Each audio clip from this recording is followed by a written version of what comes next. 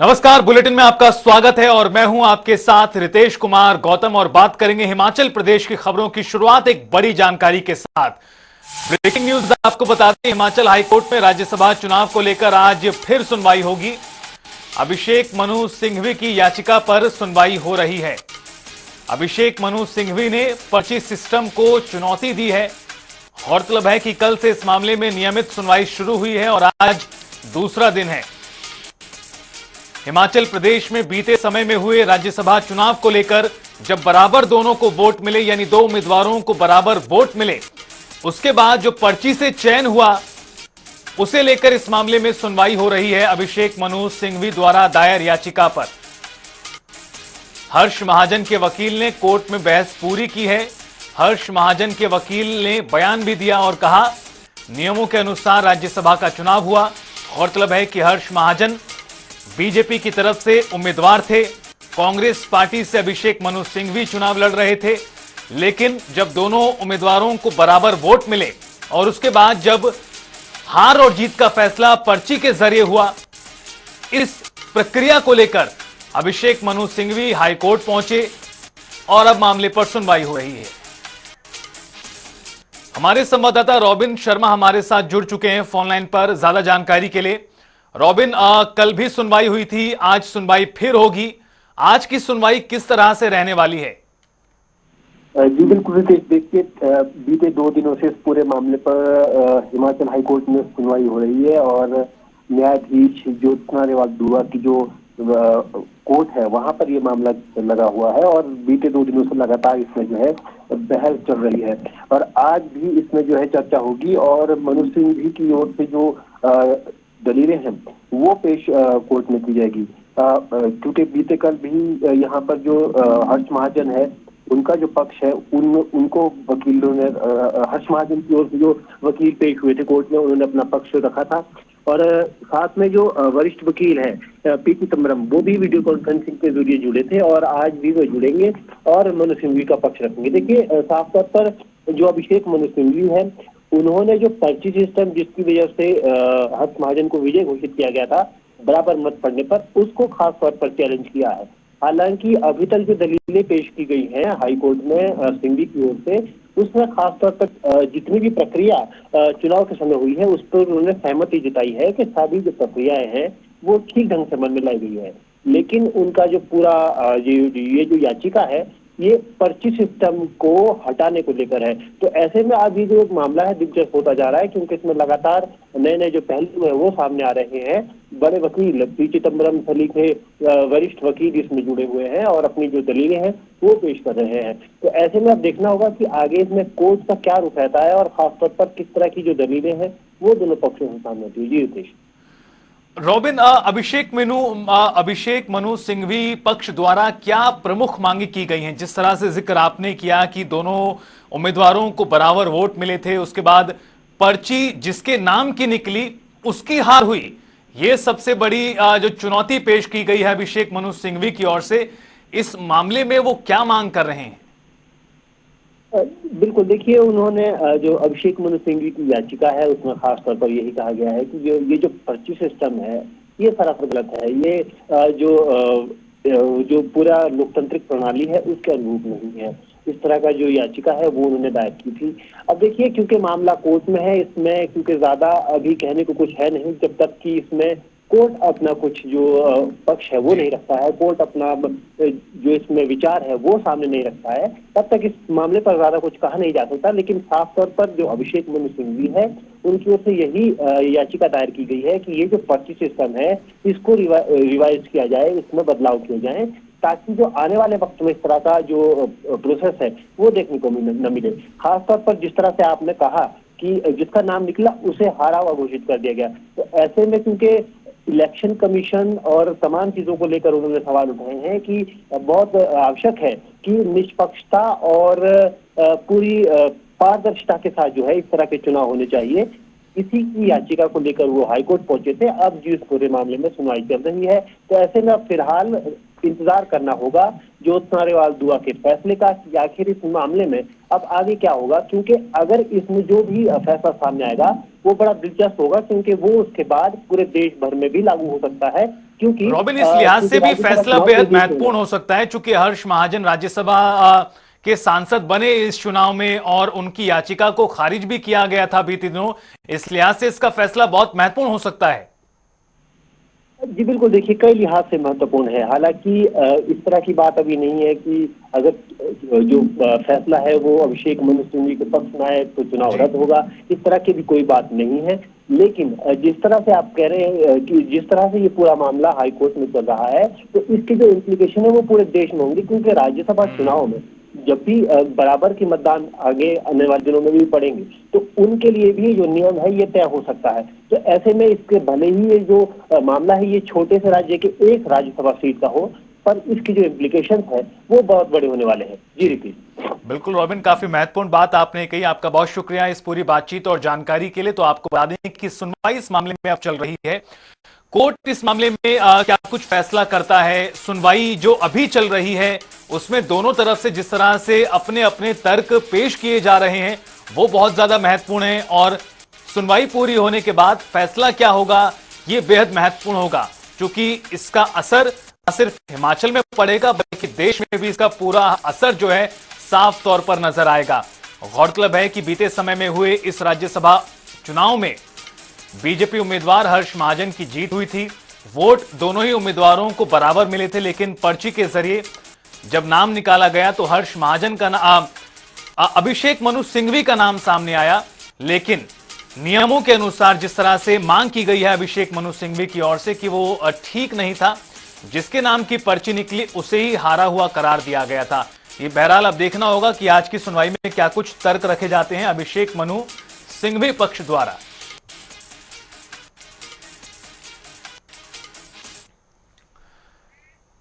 उधर किन्नौर में हर्षवर्धन स्मरणोत्सव दिवस समारोह मनाया गया, जिसमें बागवानी मंत्री जगत सिंह नेगी ने बतौर मुख्य अतिथि शिरकत की। बागवानी मंत्री जगत सिंह नेगी का जोरदार स्वागत किया गया, साथ ही बौद्ध संस्था की गतिविधियों से अवगत कराया।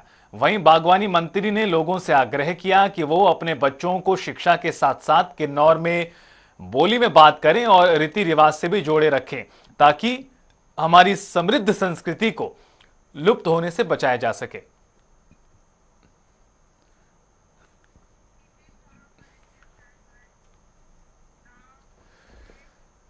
तो वहीं डीए और एरियर को लेकर कर्मचारियों ने सरकार के खिलाफ मोर्चा खोला हुआ है और सरकार से जल्द डीए और एरियर की मांग की जा रही है।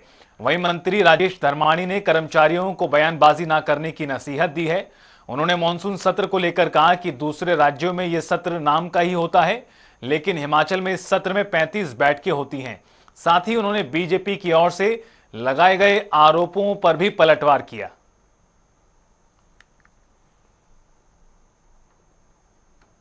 मुख्यमंत्री से भी अनुरोध करूंगा कि उनके कार्यकाल के दौरान कितना खर्चा हुआ उसकी भी ब्यौरा जो है आने वाले सत्र में विधानसभा में रखें।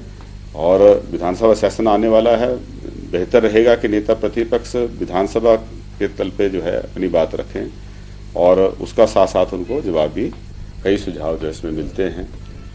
नए कानून पास होते हैं, सरकार को भी अपनी पक्ष रखने के जो है इसमें मौका मिलता है और विपक्ष को भी। और सरकार जो है पूरा मौका देना चाहती है विपक्ष को भी अपनी बात रखे और जो सत्ता पक्ष के विधायक हैं उनको भी, क्योंकि विधानसभा सदस्यों के लिए देखिए हमारे पास सीमित विकल्प हैं। कर्मचारियों को ये सोचना पड़ेगा कि हम वर्तमान जो उनको बेनिफिट्स मिल रहे हैं, अगर वो चाहते हैं कि उनको मिलते रहें तो उनको सरकार के साथ खड़ा होना पड़ेगा। अगर वो चाहते हैं कि उन पे भी कटौती लगे तो फिर आने वाले समय में उसका भी सामना करना पड़ सकता है, क्योंकि हर चीज़ जो है पैसे से जुड़ी हुई है और पैसा जो नोट छापने की आज़ादी जो है किसी स्टेट गवर्नमेंट को नहीं है ना। जितना पैसा हमारे अकाउंट में आएगा उतना ही पैसा हम खर्च, प्रोजेक्टेड कॉस्ट थी उसको कम करके 132 करोड़ पे पहुंचाया। अब वही काम जो है 132 करोड़ में अवार्ड हो रहा है। लेकिन जिस बात की चर्चा कर रहे हैं, ऐसा प्रचलन जो था वो पूर्व सरकार के समय में था। जब जेएमएम का पैसा जो है जल जीवन जेजेएम का पैसा जो है जल जीवन मिशन का, वो पैसा जो है 60 to 70% जो है वो 2-3 विधानसभा क्षेत्रों में खर्च हुआ। तो वहीं हिमाचल प्रदेश में मानसून अब नरम पड़ने लगा है। आगामी 3 दिनों में प्रदेश को बारिश से राहत भी मिलेगी। इस दौरान मौसम विभाग ने प्रदेश के कुछ एक हिस्सों में हल्की बारिश की आशंका जाहिर की है। हालांकि 25 अगस्त से प्रदेश में मानसून एक बार फिर सक्रिय होगा और इस दौरान कई इलाकों में भारी बारिश का पूर्वानुमान है। 25 अगस्त की देर रात से शिमला, सिरमौर, सोलन जिले में बारिश हो सकती है।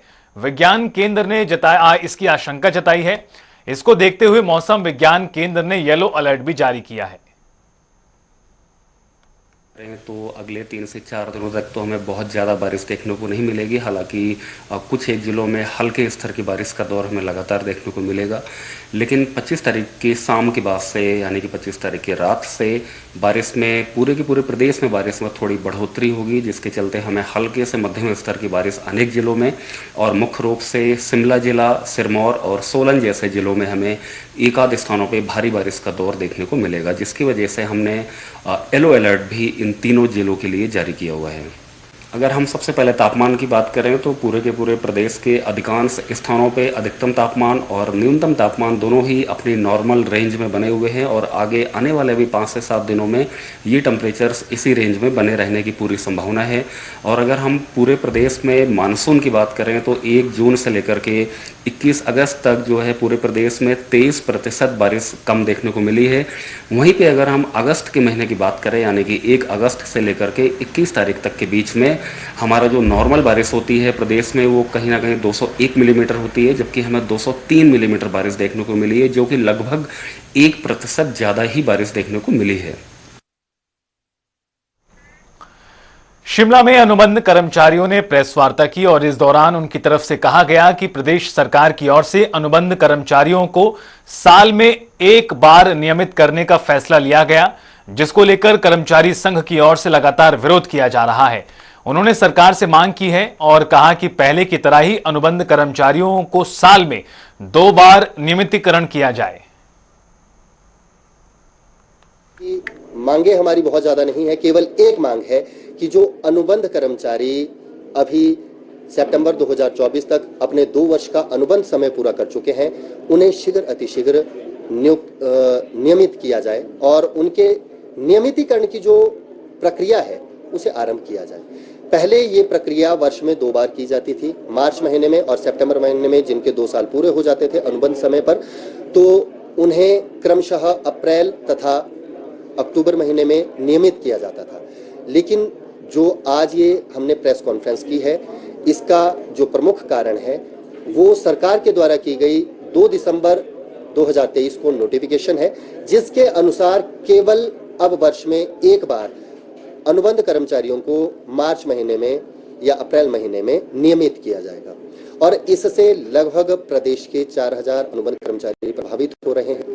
न केवल उन्हें वित्तीय नुकसान है, अपितु उन्हें वरिष्ठता का भी नुकसान है।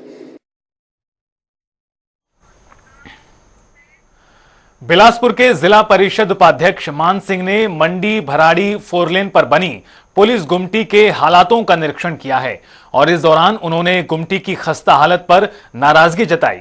तो वहीं उन्होंने बताया कि यहां पर बुनियादी सुविधाओं का भी काफी अभाव है। देखो, जो आज हमने यहाँ पाया है, जो मंडी भराड़ी में जो पुलिस जो हमारी सुरक्षा के लिए यहाँ रहती है, उनके लिए इस जो भी ये हमारा राष्ट्रीय राजमार्ग ईंट पर से नेर चौक बना है, इस टाइम अगर इधर देखा तो इधर बिलासपुर है और इधर देखिए तो मंडी के लिए रोड जाता है। तो यहाँ सुरक्षा के लिए और इनको बैठने के लिए, जहाँ ये हमारी 24 घंटे सुरक्षा करते हैं, और आज इनके लिए यहाँ ये पाया गया, इनके लिए बैठने के लिए जगह, और किसी की अचानक कोई तबीयत बिगड़ जाए उसको लेटने के लिए भी जगह नहीं है, तो कई बार अचानक बंदा बीमार भी हो जाता। तो ये जितने भी अपने राष्ट्रीय राजमार्ग है, इस पर यहाँ से अगर देखा जाए तो यहाँ कीरतपुर से लेकर मनाली तक किसी भी प्रकार की कोई भी सुविधा नहीं है। तो मैं बिलासपुर प्रशासन से जो हमारे बिलासपुर के डिप्टी कमिश्नर हैं उनसे और एसपी महोदय से और जो हमारे पुलिस मुख्यालय के निदेशक है, मेरा उनसे भी निवेदन है भी कम से कम भी पुलिस जहाँ हमारी सुरक्षा करती है तो उनके लिए किसी न किसी प्रकार की कोई सुविधा हो। और इस बीच आपको एक बड़ी जानकारी से रूबरू करा दें। इस वक्त की बड़ी खबर, बड़ी जानकारी। पीडब्ल्यूडी मंत्री विक्रमादित्य सिंह का मंडी दौरा। ब्यास नदी पर नवनिर्मित पुल की आधारशिला वो रखेंगे। दोपहर बाद नलवाड़ जाएंगे विक्रमादित्य सिंह। मेला साई गलू के समापन समारोह में वो शामिल होंगे। तो बड़ी खबर इस वक्त की आपको बता दें, कैबिनेट मंत्री विक्रमादित्य सिंह का मंडी दौरा और यहां पर पुल की आधारशिला वो रखेंगे ब्यास नदी पर। इसके साथ साथ नलवाड़ भी जाएंगे जहां पर वो कार्यक्रम में शामिल होंगे। मेला साई गलू के समापन समारोह का एक कार्यक्रम है जिसमें पीडब्ल्यूडी मंत्री शामिल होते नजर आएंगे। मंडी से हमारे संवाददाता धर्मवीर हमारे साथ जुड़ चुके हैं और ज्यादा जानकारी के लिए इस बड़ी खबर पर। धर्मवीर, आज पीडब्ल्यूडी मिनिस्टर विक्रमादित्य सिंह मंडी के दौरे पर हैं, किस तरह से उनका कार्यक्रम है?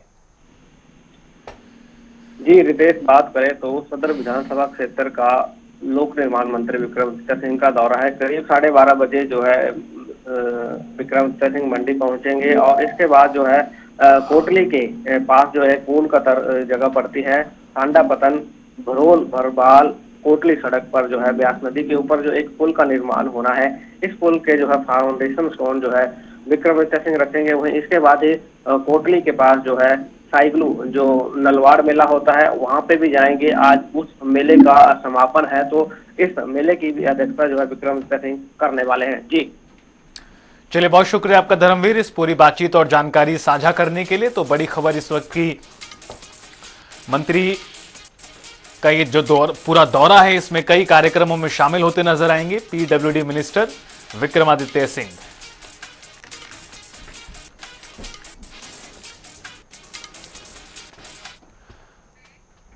वहीं आपको बता दें कि मंडी में बारिश के बाद काफी तबाही मची है। एक और ब्यास नदी उफान पर है तो वहीं दूसरी ओर लोग नदी के किनारे पर संकरे रास्ते से जान जोखिम में डालकर जाने को मजबूर हैं। इसी को लेकर ग्रामीणों ने डीसी अपूर्व देवगन से मुलाकात भी की और डीसी को इस स्थिति से अवगत कराया। साथ ही इस रास्ते को जल्द ही ठीक करने की मांग की है।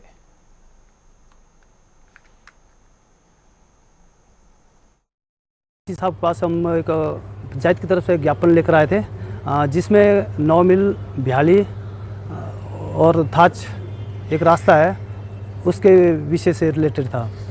तो वहाँ पर हमारे काफ़ी बच्चे, स्कूल के बच्चे भी जाते हैं, गांव के बुजुर्ग लोग भी जाते हैं और डेली आना जाना सुबह शाम रहता है। और वो रास्ता पिछले साल बारिश की वजह से दरिया जब ज़्यादा चढ़ गया था ब्यास नदी, उस दौरान वो बह गया था। वो बहने के कारण वो रास्ता पूरी तरह से क्षतिग्रस्त हो गया था। और उसके दौरान उसके बाद फिर दोबारा उसके लिए डीसी साहब से, जो ये डीसी साहब हैं, इससे पहले जो डीसी साहब थे उनसे 1 लाख रुपए की परमिशन करके परमिटेड करके उसके रास्ते के लिए लिया गया था। तो उसके बाद वो पैसा पंचायत में आया था। पंचायत वालों ने किस प्रकार से वो काम किया वो पता नहीं है कि बांस के बम्बू लगे थे जो पहले से टेम्परेरी रास्ता था, उसके ऊपर सरिया डाल के टेम्परेरी रास्ता बना के उन्होंने टेम्परेरी से उसको बना लिया। और उसके दौरान अभी इस साल दोबारा वो बह गया और लोग रिस्क पे जाते रहते थे। अभी दोबारा वहाँ उसी दौरान सीढ़ी बना के दोबारा अभी रास्ता बनाया हुआ है। कुल्लू के मुख्यालय भुंतर के साथ लगते हाथी थान में एक तेंदुआ दिन दहाड़े बगीचे में घूम रहा है, जिससे आसपास के लोगों में काफी ज्यादा दहशत है। स्थानीय लोगों ने भी वन विभाग से मांग की है कि जल्द से जल्द तेंदुए को पकड़ा जाए और उसे सुरक्षित स्थान पर छोड़ा जाए ताकि ग्रामीण बिना किसी डर, बिना किसी भय के इलाके में रह सके।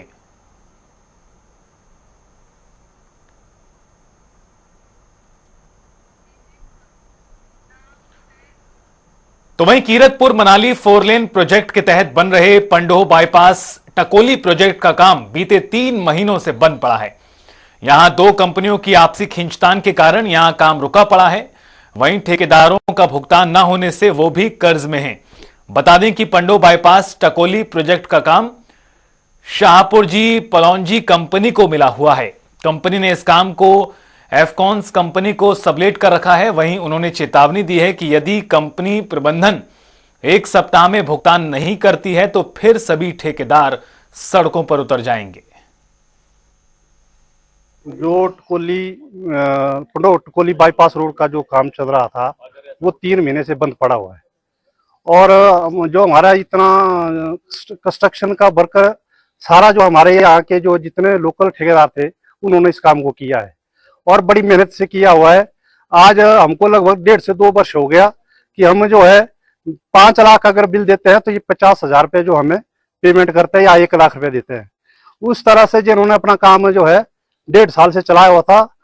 हम मांग ये करते हैं कि मोदी जी आप इसके ऊपर विशेष ध्यान दें कि सामरिक दृष्टि से जो आपका प्रोजेक्ट है वो बन रहा है, लेकिन अभी इनका बीच में क्या गुत्थमगुत्थी चली है। हम चाहते हैं गडकरी जी जो है हमें पेमेंट जो है किसी भी हिसाब से करवाए। पूरे भारत को पता है कि ये रोड आर्मी के लिए बना हुआ है और बड़ा जल्दी बनना चाहिए और ये 3 महीने से बंद है। डेवड की टनल बंद है और मैं चाहता हूँ कि गडकरी भी अपने जो हमारे मंत्री है गडकरी जी को भी ध्यान दे कि ये जो रोड है आर्मी के लिए दूरी बना है तो जल्दी बनना चाहिए। और जितने भी हम ठेकेदार है हमको तो इन्होंने रोड पर खड़ा कर दिया है। हमारे पास कुछ नहीं रहा है। हमको 10 तारीख का टाइम दिया है फाइनेंस में और जितनी भी गाड़ियां है हमारी वो चले जाएगी और इसकी जिम्मेदार कंपनी होगी। परंतु पिछले काफी लंबे समय से पत्र द्वारा लिखित और मौखिक रूप से हम लोगों ने सूचित भी किया, मगर कंपनी के द्वारा जो है कोई भी जो इसके ऊपर जो है उचित कार्यवाही नहीं की जा रही है। इसलिए आज हम सभी कॉन्ट्रैक्टरों ने मिलजुल के जो एक लिखित सूचना जो है मैनेजमेंट को दे दी है और उसमें हमने 1 सप्ताह का टाइम इन्हें जो इनको दिया है। चंबा जिले में मूसलाधार बारिश का दौर लगातार जारी है। वहीं भारी बारिश होने से कई नदी नाले भी उफान पर हैं। कई नदियों का जलस्तर बढ़ गया। ऐसे में जिला प्रशासन भी मौसम को लेकर काफी अलर्ट है। वहीं चुरा उपमंडल के एसडीएम अधिकारी शशि पाल शर्मा ने लोगों से नदी नालों से दूरी बनाने के लिए कहा है।